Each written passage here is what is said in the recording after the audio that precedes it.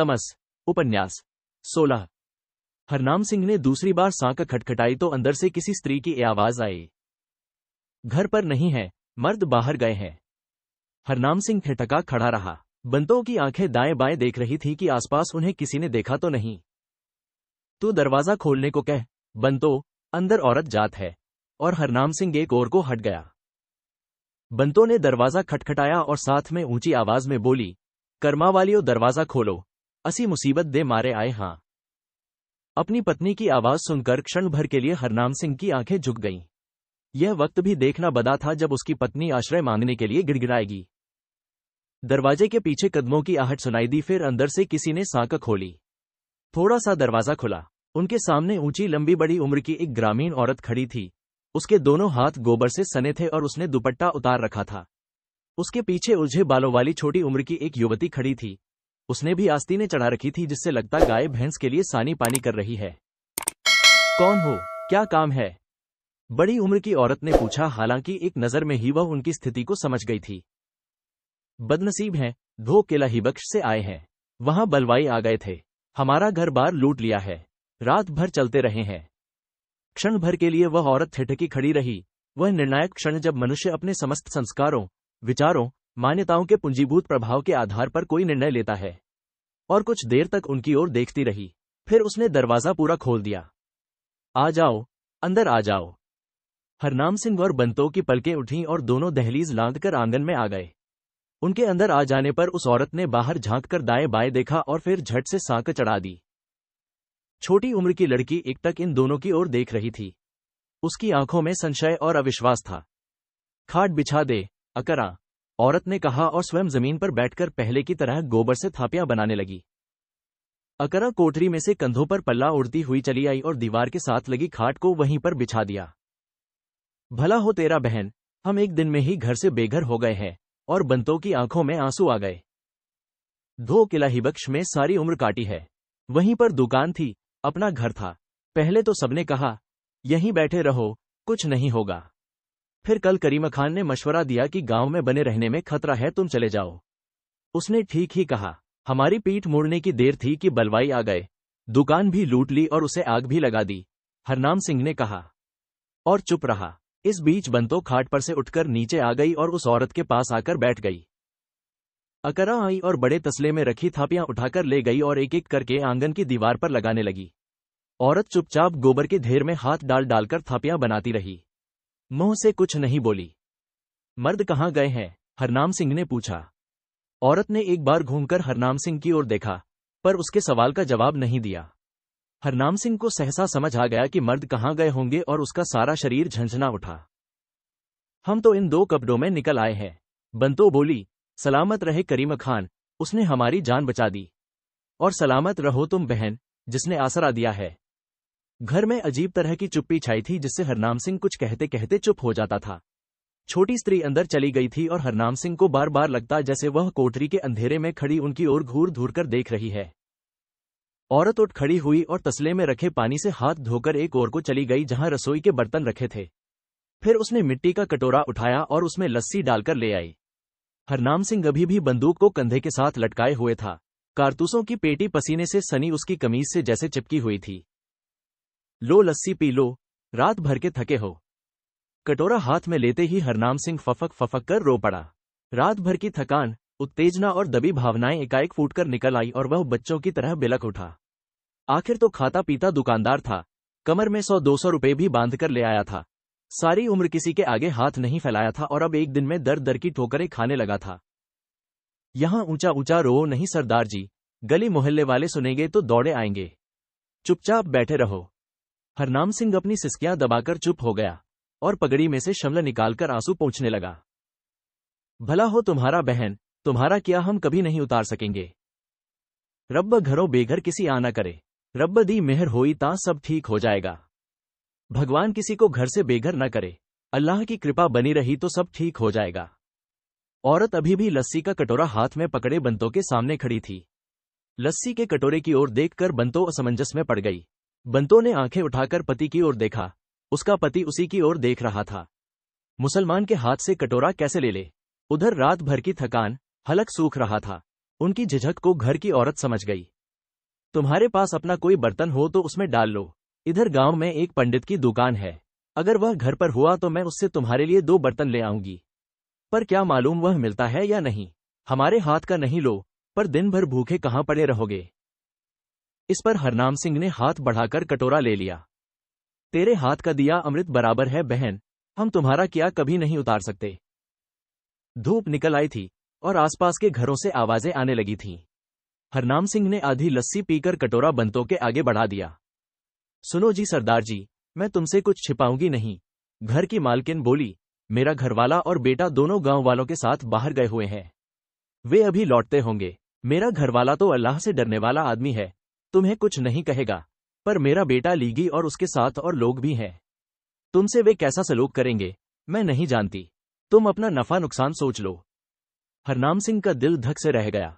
अभी अभी तो यह औरत अलग से बर्तन देने तक की बात कह रही थी और अब कुछ और ही सुनाने लगी है। उसने हाथ बांध दिए। इस वक्त दिन दहाड़े हम कहाँ जाएं? मैं क्या जानूं, और दिन होता तो कोई बात नहीं थी, पर अब कोई किसी की नहीं सुनता। मैंने तुम्हें बता दिया है कि मर्द बाहर गए हैं और अब लौटने वाले होंगे। वे तुम्हारे साथ कैसा सलूक करेंगे मैं नहीं जानती। अगर कोई चंगी मंदी हो गई तो मुझे नहीं कहना।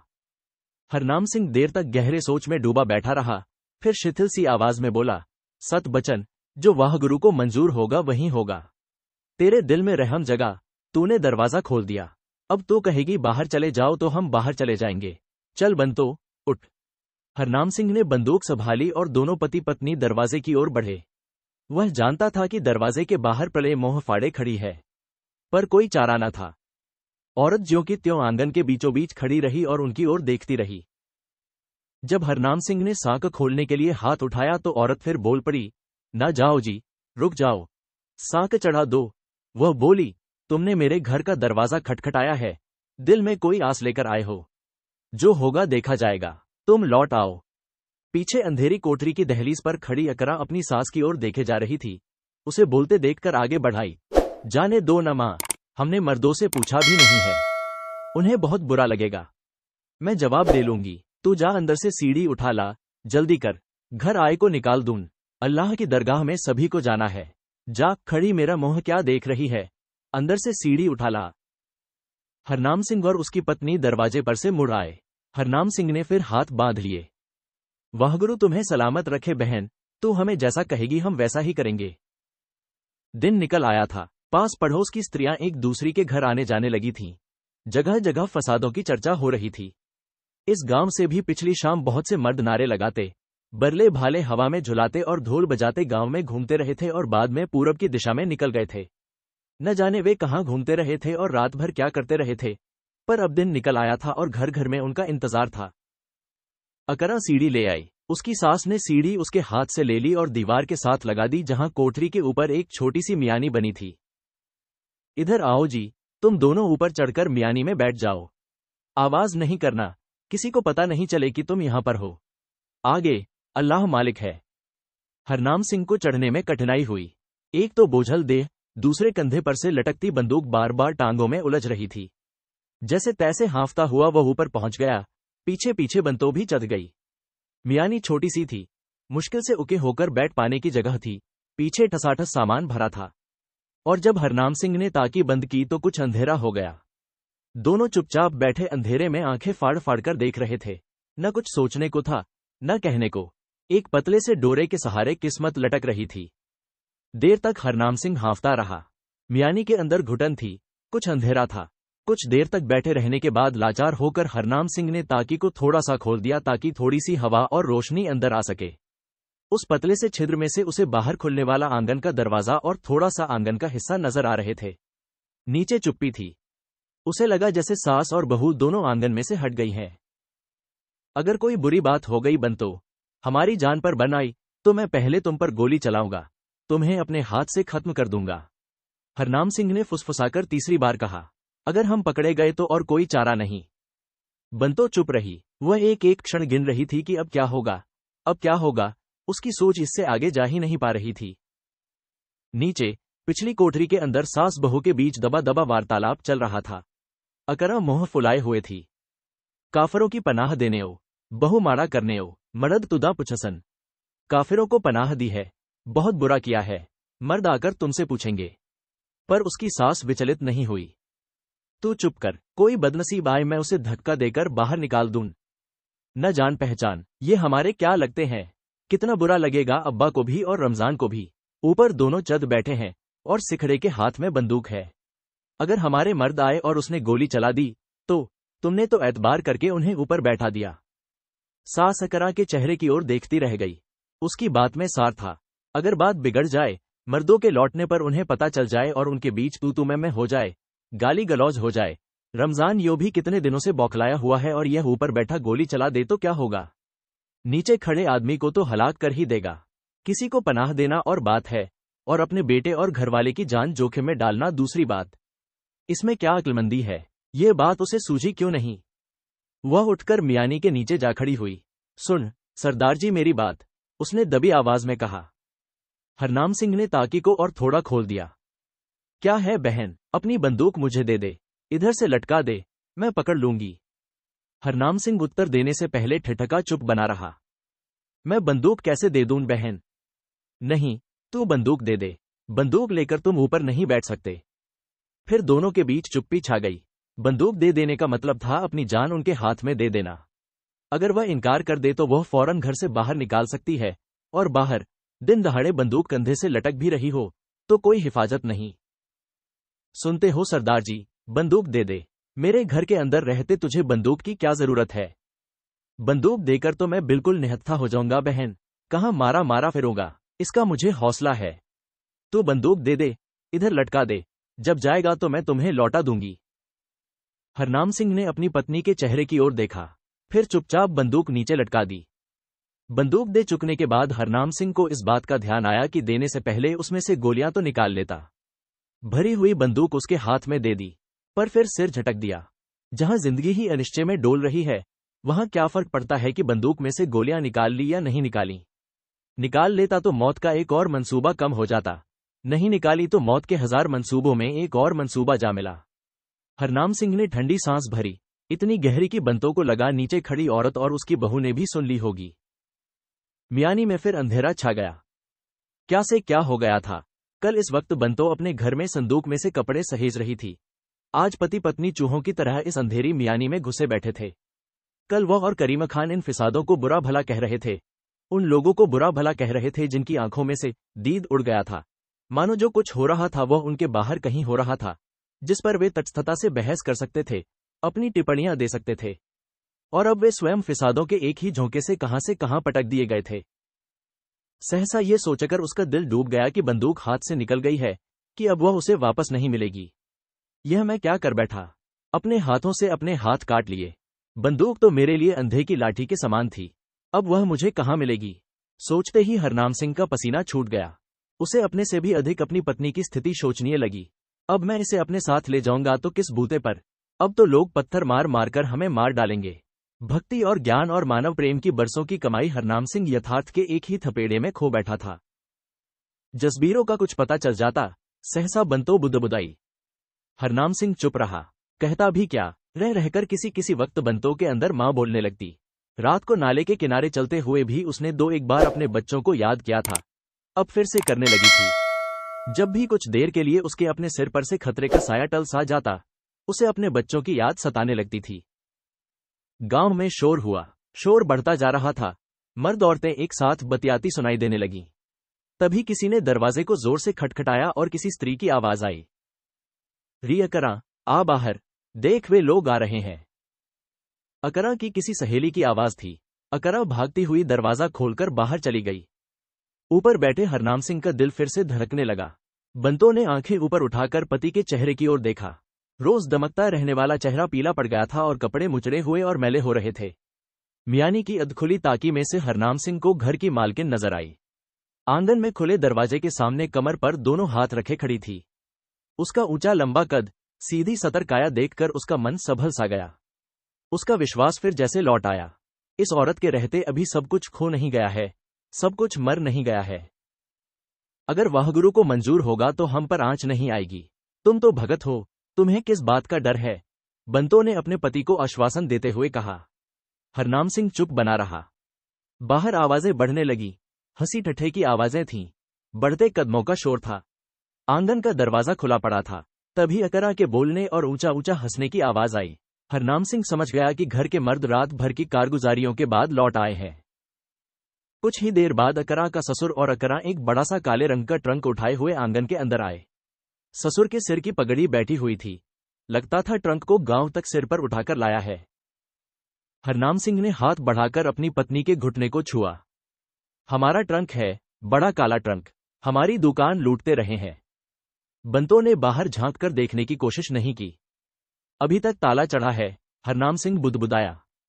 अकरा का ससुर ट्रंक के ऊपर बैठ गया था और पगड़ी उतारकर माथे का पसीना पोंछ रहा था। उसकी पत्नी ने आगे बढ़कर दरवाजा बंद कर दिया। रमजान नहीं आया, रमजान तबलीग करने गया है। ऊपर बैठे हरनाम सिंह ने हाथ बढ़ाकर अपनी पत्नी का घुटना छुआ। एहसान अली है, मैं इसे जानता हूं, इसका मेरे साथ लेन देन रहा है। बंद का बंद ट्रंक उठा लाए हो। अब्बा, क्या मालूम इसमें कुछ है भी या नहीं। क्यों, इतना भारी था, मेरी तो कमर दोहरी हो गई। कपड़ों का ट्रंक है, कुछ न कुछ तो जरूर होगा। बस एक ट्रंक ही लाए हो, रमजाना भी कुछ लाया है। वही यह खींचकर बाहर लाया था। साबूत का साबूत ट्रंक उठा लाए हैं, तुम्हें और क्या चाहिए। लाओ, इसे खोलते हैं, इसका ताला तोड़ें, अकरा ने कहा और भागकर कोठरी में से हथौड़ी उठा लाई। चोरी के माल को देख पाने की उत्सुकता में वह अपने ससुर से मियानी में छिपे करारों के बारे में बताना भी भूल गई। उसकी सास अभी भी चुपचाप पास खड़ी थी। लस्सी पिला राजो, प्यास लगी है, ससुर ने कहा और उसकी पत्नी राजो उन्हीं कदमों से लस्सी लाने चली गई। ट्रंक के ताले पर ठकाठक शुरू हो गई। एहसान अली कटोरा हाथ में लिए लस्सी पी रहा था जब राजो उसकी पत्नी ने उसे बताया कि उसने घर में एक सिख और उसकी पत्नी को पनाह दे रखी है। तभी ऊपर से हरनाम सिंह ने ताकी खोल दी और गर्दन निकालकर बोला, ताला क्यों तोड़ती हो बेटी, ये लो चाबी, ये हमारा ही ट्रंक है। फिर एहसान अली की तरफ मुखातिब होकर बोला, एहसान अली, मैं हरनाम सिंह हूं, तुम्हारी घरवाली ने हमें यहां पनाह दी है। गुरु महाराज तुम्हें सलामत रखें। ये ट्रंक हमारा है, पर अब इसे तुम अपना ही समझो। अच्छा हुआ जो ये तुम्हारे हाथ लगा, किसी दूसरे के हाथ नहीं लगा। एहसान अली ने नजर ऊपर उठाई तो झेंप गया, मानो वह चोरी करते पकड़ा गया हो। अकरा के हाथ थम गए और वह चिल्लाकर बोली, अम्मा ने इन्हें पनाह दी है। मैंने कहा भी था काफिर हैं, इन्हें अंदर मत घुसने दो, पर अम्मा ने मेरी बात नहीं मानी। अकरा अपने ससुर को खुश करने के लिए कह रही थी, पर एहसान अली अभी भी ठिठका खड़ा और अटपटा महसूस कर रहा था। किसी जमाने में दोनों के बीच लेन देन रहा था और अच्छी जान पहचान रही थी। उसकी समझ में नहीं आ रहा था कि हरनाम सिंह के प्रति कैसा व्यवहार करे। ऐसे साक्षात की उसे उम्मीद नहीं थी। उसके खून में ऐसी गर्मजोशी भी नहीं थी कि किसी हिंदू अथवा सिख को देखकर आग बबूला हो उठे। हरनाम सिंह, नीचे आ जा। फिर अपनी चोरी को उस एहसान की ओट में छिपाते हुए, जो राजो ने इन दो व्यक्तियों पर किया था, तनिक दिलेरी के साथ बोला, खैर मनाओ, जो तुमने मेरे घर में पनाह ली। और किसी के घर जाते तो इस वक्त जान से भी हाथ धो चुके होते। अकरा ताला खोलने के लिए उतावली हो रही थी, लेकिन राजो ने उसके हाथ से चाबी ले ली थी और उसके बार बार मांगने पर भी देने से इनकार कर रही थी। मैं तो तुमसे कुछ नहीं कहूंगा हरनाम सिंह, तुम मेरे घर आए हो, पर अब तुम यहां से चले जाओ। मेरे बेटे को पता चल गया कि तुम यहां पर हो तो वह तुम्हारे साथ अच्छा सुलूक नहीं करेगा। गांव वालों को भी पता चले कि हमने तुम्हें पनाह दी है तो हमारे लिए बहुत बुरा होगा। हमें सब मंजूर है एहसान अली, हमारा क्या कोई बस चल सकता है, पर इस वक्त दिन दहाड़े हम बाहर जाएंगे तो हमें कौन छोड़ेगा। एहसान अली चुप हो गया और अपनी पत्नी के चेहरे की ओर देखने लगा मानो कह रहा हो, यह कौन सा बखेड़ा तुमने खड़ा कर दिया है। कल रात भी लोग तुम्हें ढूंढ रहे थे। एहसान अली ने कहा, अब अगर किसी को पता चल गया कि तुम यहां छिपे बैठे हो तो लोग हमें भी नहीं छोड़ेंगे। तुम्हारा भी इसी में भला है और हमारा भी इसी में भला है कि तुम यहां से चले जाओ। अकरा अपने आप सीढ़ी उठाकर ले आई और मियानी के नीचे लगा दी। दोनों पति पत्नी चुपचाप नीचे उतर आए। दोनों बलि के बकरे नजर आ रहे थे। पर फिर वही नाटक हुआ जो सुबह के वक्त हुआ था। दोनों नीचे उतर आए थे। दोनों में कोई भी नहीं गिड़गिड़ाया। दोनों शांत थे और चुपचाप खड़े थे। हरनाम सिंह अपनी बंदूक मांगने जा रहा था और राजो आंगन के बीचों बीच चुपचाप कमर पर हाथ रखे खड़ी थी। जब एहसान अली बोला, इन्हें भूसे की कोठरी में बैठा दे, राजो बाहर से ताला चढ़ा दे, ले यही ताला खोलकर ले जा, जा जल्दी कर। फिर हरनाम सिंह पर एहसान जताते हुए बोला, निगाह का लिहाज है हरनाम सिंह, पर जो कुछ काफिरों ने शहर में किया है, खुदा कसम उसे याद करके खून खौल उठता है। आगे आगे राजो चल रही थी और पीछे पीछे बंतो और हरनाम सिंह। कोठरी लांदकर घर के पीछे वे एक अंधेरे से दालान में पहुंचे जहां गोबर, चारा और मवेशियों की तीखी गंध आ रही थी। यहीं पर राजो ने एक कोठरी का दरवाजा खोला। कोठरी फर्श से लेकर छत तक सूखे चारे से भरी थी। इधर बैठ जाओ, मेरा आदमी बड़ा नेकबख्त है। मुझे नहीं मालूम था कि तुम लोगों की जान पहचान है। जैसे तैसे यहां वक्त काट लो। हरनाम सिंह और उसकी पत्नी यहां भी उसी तरह जा बैठे जैसे मियानी में बैठ गए थे। यहां राजो ने दरवाजा भेड़ दिया और बाहर से सांक लगा दी। वक्त कटने लगा। दोनों को कुछ कुछ हौसला होने लगा कि यहां शाम तक पनाह मिली रहेगी। दिन में किसी वक्त राजो रोटियां और लस्सी भी दे गई। दोनों के पेट में रोटी गई तो त्राण मिला। देर तक दोनों अंधेरे में बैठे फटी फटी आंखों से अंधेरे में देखते रहे। बंतो ने फिर हरनाम सिंह से पूछा, तुम क्या सोचते हो, इकबाल सिंह गांव में ही होगा या वहां से भाग गया होगा? जो वाहगुरु को मंजूर होगा। कोई नेकबख्त उसे भी मिल जाए तो उसकी जान बच जाए। जसबीरो अकेली नहीं है, यह अच्छा है। गांव में अपनी संगत के लोग बहुत हैं, सभी एक जगह इकट्ठे हो गए होंगे। इस पर हरनाम सिंह ने पूछा, ये लोग हमारी बंदूक लौटा देंगे न? तो क्या सोचती है? पर मेरा दिल नहीं मानता। वे देर तक बातें करते रहे। कोठरी बंद थी, पर यहां उतनी उमस नहीं थी जितनी मियानी में रही थी। चारे के गट्ठरों के आगे बैठे बैठे दोनों की आंखें झपकने लगीं। रात भर के थके थे। कुछ देर बाद दोनों को झपकी आ गई। उनकी नींद तब टूटी जब उनके दरवाजे पर कुल्हाड़े पड़ रहे थे और कोई चिल्ला चिल्लाकर कह रहा था, निकलो ओ बाहर, कहां घुसे बैठे हो? तुम्हारी मां की, निकलो बाहर तुम्हारी। कुल्हाड़ी के प्रहार बराबर पड़ते जा रहे थे। हरनाम सिंह और उसकी पत्नी दोनों हड़बड़ाकर उठ बैठे, मानो कोई दुस्वप्न देखकर उठे हों, और सिर से पांव तक कांप उठे। निकाल चाबी, काफिरों को पनाह दी है, तुम्हारी काफिरों की मैं। और फिर एक और प्रहार दरवाजे पर पड़ा। आहिस्ता बोल रमजाना, किसी औरत की आवाज थी। शायद अकरा अपने पति को धीमा बोलने को कह रही थी। दरवाजे पर फिर से कुल्हाड़ी पड़ने लगी। दरवाजा ऊपर से चिर गया था जिससे रोशनी की एक और दरार नजर आने लगी। फिर किसी दूसरी औरत की आवाज सुनाई दी, क्यों भौंक रहा है तू? क्या हुआ है? राजो की आवाज थी, किधर है ये चुड़ैल? तेरी मैंने जीभ न खींच ली तो कहना। हरामजादी, तुझे मना किया था इसे नहीं बताना, क्यों बताया है? तेरे पेट में बात नहीं पचती, तू क्या चाहता है? रमजाना, घर में खून करेगा, घर में पनाह लेने वाले को मारेगा। यह आदमी हमारी जान पहचान का है, हम इसके देनदार रहे हैं। बहुत बक नहीं कर मां, शहर में इन काफिरों ने 200 मुसलमान हलाल कर डाले हैं। इस पर कुल्हाड़ी का एक और प्रहार हुआ, निकलो ओ बाहर काफिर, तुम्हारी। 2 प्रहारों में की कुंडा टूट गया और दरवाजा भर भराकर खुल गया। ढेरों रोशनी एक साथ आ गई थी। रमजान हाँफ रहा था, कुल्हाड़ी उसके हाथ में थी। पास में अकरा खड़ी थी, पीला जर्द सहमा हुआ सा चेहरा। एक और राजो खड़ी थी, उसके दोनों हाथ कमर पर थे। निकलो बाहर काफिर। रमजान ने अंदर झांक कर देखा। हरनाम सिंह और उसकी पत्नी अंधेरे में एक दूसरे के साथ सटकर बैठे दरवाजे की ओर चुंधियाती आंखों से देखे जा रहे थे। दरवाजा खुलने पर हरनाम सिंह उठ खड़ा हुआ और चुपचाप बाहर आ गया। मार डाल, खोखली सी आवाज में हरनाम सिंह ने कहा। तेरी मैं, रमजान बोला और बायां हाथ बढ़ाकर हरनाम सिंह की गर्दन पकड़ ली। हरनाम सिंह की गाढ़े की कमीज का ऊपर वाला बटन टूटकर गिर पड़ा। इस झटके में हरनाम सिंह की पगड़ी ढीली हो गई। फिर जिस तेजी से रमजान ने उसके गले को पकड़ा था, उसी तेजी से उसे छोड़ भी दिया। गर्दन पर उंगलियों के लाल लाल निशान पड़ गए। हरनाम सिंह को उसने भी पहचान लिया था। उसकी दुकान पर 2-1 बार उसने चाय पी थी। उसकी दाढ़ी अब पहले से कहीं ज्यादा सफेद हो गई थी और शरीर दुबला हो गया था।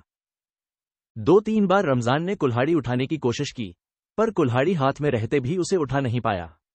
काफिर को मारना और बात है, अपने घर के अंदर जान पहचान के पनाहगजीन को मारना दूसरी बात। उसका खून करना पहाड़ की चोटी पार करने से भी ज्यादा कठिन हो रहा था। मजहबी जनून और नफरत के इस माहौल में एक पतली सी लकीर कहीं पर अभी भी खिंची थी जिसे पार करना बहुत ही मुश्किल था। उसे रमजान भी पार नहीं कर पा रहा था। रमजान उसके सामने हांफता खड़ा रह गया, फिर गालियां बकता हुआ बाहर चला आया। लगभग आधी रात का समय रहा होगा जब ऊंची लंबी राजो आगे आगे चली जा रही थी और हरनाम सिंह और बंतो उसके पीछे पीछे थे। पेड़ों के झुरमुट तक राजो उनके साथ आई। चांद पेड़ों के झुरमुट के ऊपर खिला था और आकाश उसकी चांदनी में झिलमिला रहा था। फिर वही अलौकिक, रहस्यपूर्ण, स्वप्निल दृश्य, फिर वही चांदनी और अंधेरा आपस में आंख मिचौनी खेलते हुए। पेड़ों के इस झुरमुट और उसके पार फैला हुआ असीम प्रसार फिर से रहस्यपूर्ण और भयावना नजर आने लगा था। आगे जाती राज की काया बड़ी गंभीर लग रही थी। राजो हाथ में दोनाली बंदूक उठाए हुए थी। वे फिर से नदी की ओर उतर रहे थे। बाईं ओर दूर आकाश लाल हो रहा था। हरनाम सिंह ने धीरे से अपनी पत्नी का हाथ दबाकर कहा, बाईं ओर देख। देखा है, कोई गांव जल रहा है। वाह गुरु, बंतो बुदबुदाई। चलते चलते हरनाम सिंह के पांव फिर ठिठक गए। बहुत दूरी पर दूसरी ओर भी क्षितिज लाल हो रहा था। वह गांव कौन सा है? वह भी जल रहा है। बंतो चुप रही। हरनाम सिंह ने घूमकर देखा। चांदनी में गांव के चपटे मिट्टी के घर खड़े थे। किसी किसी घर में दिया टिमटिमा रहा था। घरों के बाहर भूसे के ऊंचे ऊंचे ढेर, कहीं कोई बैलगाड़ी खड़ी थी। पेड़ों के झुरमुट में पीर की सफेद कब्र उन्हें नजर आई। उस पर दिया नहीं जल रहा था। आज के रोज उस पर दिया जलाना लोग भूल गए थे। राजो झुरमुट के किनारे किनारे चलती जा रही थी। फिर झुरमुट का छोर आ गया और वह ढलान आ गई जिसे चढ़कर उसी रोज प्रातः हरनाम सिंह और उसकी पत्नी गांव में दाखिल हुए थे। राजो रुक गई। राजो ने अपने हाथ में पकड़ी बंदूक हरनाम सिंह के हाथ में दे दी। जाओ हुन, रब राखा। सीधे किनारे किनारे चले जाओ, आगे जो तुम्हारी किस्मत। और उसकी आवाज आर्द्र हो उठी। तुमने हम पर बड़ा एहसान किया है राजो बहन, हम इसे कभी नहीं भूल सकते, बंतो ने कहा। जे जिंदगी रही ता तेरा एहसान। हरनाम सिंह की आवाज लड़खड़ा गई। मैं के जाना बहन, अपना अपना नसीबा। चहवा पासे अग लगी है। मैं क्या जानू बहन, मैं नहीं जानती मैं तुम्हारी जान बचा रही हूं या तुम्हें मौत के मुंह में झोंक रही हूं। चारों तरफ आग लगी है। ये कहते हुए राजो ने अपना हाथ अपने कुर्ते की जेब में डाला और सफेद कपड़े में लिपटी एक छोटी सी पोटली निकाल लाई। ये लो, ये तुम्हारी चीज है। क्या है राजो बहन? एह तुसोडे संदूक विचो मिले हन, मैं कड्ड लियाई हां, तुसोडे ऊपर औखा वेला आया है। जेवर कोल होए ता सहारा होवेगा। ये तुम्हारे ट्रंक में से मिले हैं, तुम्हारे 2 गहने हैं। मैं निकाल लाई हूं। तुम्हारे आगे कठिन समय है, पास में 2 गहने हुए तो सहारा होगा। वाहगुरु तुम्हें सलामत रखे बहन, अच्छे कर्म किए थे जो तुमसे मिलना हुआ, कहते हुए बंतो रो पड़ी। जाओ, रब्ब राखा, देर हो रही है, राजो ने कहा। वह उन्हें कुछ नहीं बता सकती थी कि किस दिशा में जाएं, किस गांव की ओर जाएं, किस घर का दरवाजा खटखटाएं, उसके लिए कुछ भी कह पाना असंभव था। दोनों पति पत्नी ढलान उतरने लगे। राजो टीले पर खड़ी रही और उन्हें जाते हुए देखती रही। वही ऊबड़ खाबड़ बालू और गोल गोल पत्थरों से अटा रास्ता था। ऊपर चांद चमक रहा था जिससे सारा मैदान काले और सफेद चित्रों में बटा पड़ा था। कहीं अंधकार का पुंज था तो कहीं पारे सी चमकती चांदनी थी। थोड़ी दूर तक जाने के बाद उन्होंने घूमकर देखा। राजो अभी भी टीले पर खड़ी थी और अज्ञात की ओर बढ़ते उनके कदमों को जैसे देख रही थी। फिर उनके देखते देखते ही वह लौट पड़ी और गांव की ओर जाने लगी। उसके चले जाने से चारों ओर फैली वीरानी इन दोनों के लिए और भी अधिक भयावह हो उठी।